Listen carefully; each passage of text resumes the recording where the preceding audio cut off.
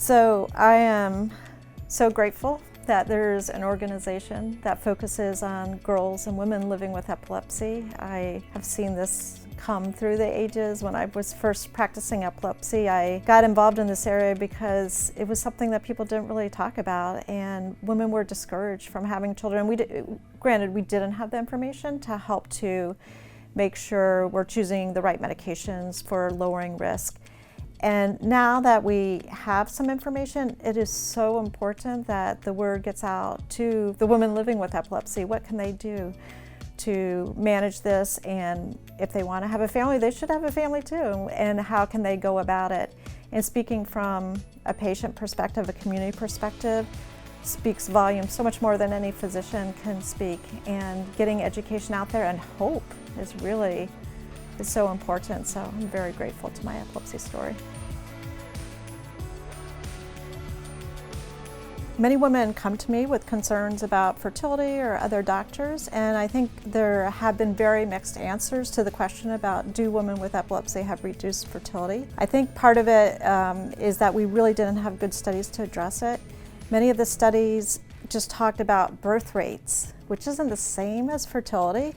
So when you look at birth rates, there's so many things that go into whether a woman's going to have a child. A lot of it's personal choice. And of course, into that often can be whether her seizures are controlled, if she feels like it's the right time in her life, or to go ahead and try to have a family. There are some studies that have suggested that fertility is reduced in women with epilepsy, but many of those studies are older with use of the older medications. So just like we've seen improvements in other pregnancy outcomes for women with epilepsy, as we've moved to some of the newer medications, I believe that we have seen better results with fertility. We actually recently completed a study that was really great news. We enrolled women who were trying to become pregnant who had epilepsy, and then we enrolled women who were trying to become pregnant who didn't have epilepsy or weren't on any of those category of medications. And we actually found that there was no difference in the ability to achieve pregnancy within 12 months. There's no difference in the time to become pregnant, and there was no difference in miscarriage rates. So it's great news that if a woman is being treated with the medications we tend to use now in women of childbearing age, her chance of becoming pregnant is really the same as her sister or her neighbor who isn't living with epilepsy.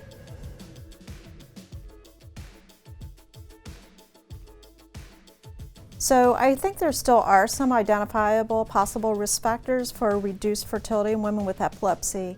So specifically, there's been a lot written about something called polycystic ovarian syndrome, which is a very confusing term because it's a definition that involves changes in hormones, and there may or may not be extra cysts in the ovaries.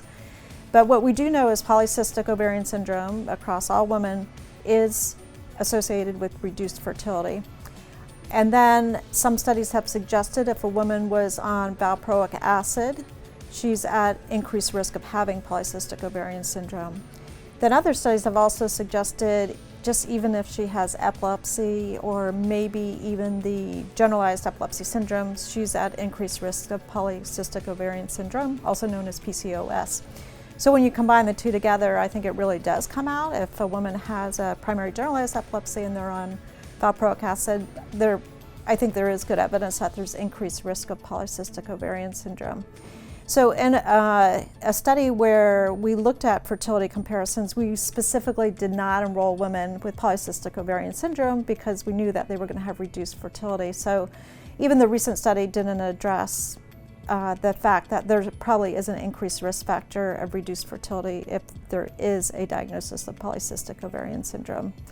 The other thing that we think still may be a factor is the older medications, enzyme-inducing, we call them anti-epileptic drugs, that have been used more in the past or also are used very commonly now in many countries in the world that don't have as many medication choices, such as phenobarbital, phenytoin, possibly carbamazepine. I'm not sure, they just tend to lump them together, or medications, several medications in that category. And I think there is a possibility that fertility is reduced in that setting and we don't have all the answers, but a study from India where those medications were used commonly suggests that fertility could be reduced because of the medications.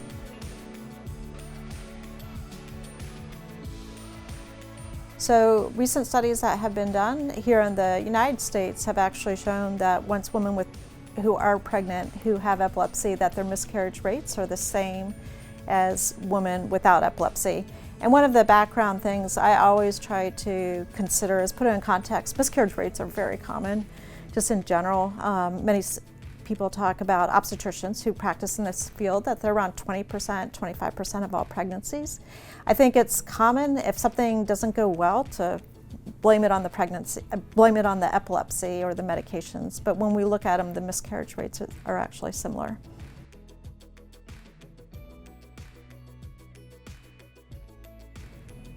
When a woman enters a phase where she is thinking about having a family, for many reasons, it is very important to have a planned pregnancy so that the medications can be adjusted for better outcomes for her child as well as controlling her seizures.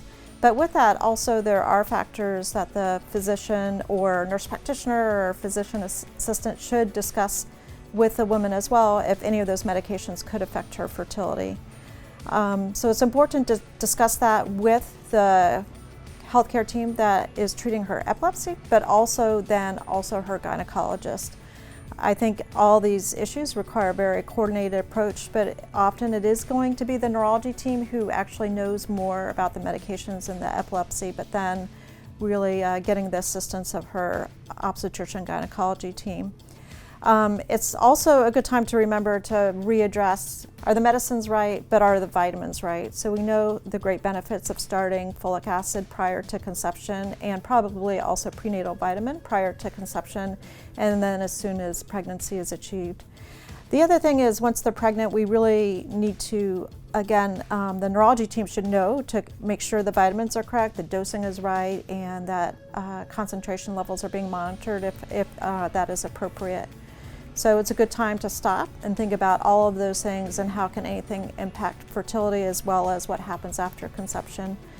I often will also discuss with our female patients if they do have trouble achieving pregnancy within 6 months to let me know. We may go ahead and have an evaluation by gynecology maybe a little bit earlier than 12 months because it's so important that we have everything timed and planned. One of the things when we think about fertility in women with epilepsy, I should also mention is there are some cross-sectional or survey reports that suggest perhaps that women with epilepsy may start menopausal transition a little bit earlier, and especially if they have frequent seizures. We need more studies to confirm that for certain. But when women ask, am I going to go through menopause earlier, will my fertility window be shorter? We don't have any great tests to know women's fertility status, but there is something that is being used more often by the OBGYNs, which is called an AMH level, or anti-Mullerian hormone level, and it is a marker of ovarian reserve. So for instance, clinically, it is being used to measure the level to decide if a woman is going to respond to infertility treatments. So I have had patients, in fact, where insurance completely denied covering in vitro fertilization because the AMH level was too low. So whether we can use it to predict when menopause will start is still a question that is being looked at, but it wouldn't be unreasonable to work with the neurologist as well as or the gynecologist to check and see what it is and see if it's declining relative to their age. There was a recent study by Dr. Hardin and a few others of us on the paper looking at AMH levels in women with epilepsy, and it was actually fascinating, and AMH actually works on receptors in the brain. So now those studies are being carried forward by Dr. Hardin, working with some basic scientists and animal models to see if AMH actually can affect excitability and seizure control. So it's really sort of a neat story that we're just starting to figure out a little bit about and that we need to look more into.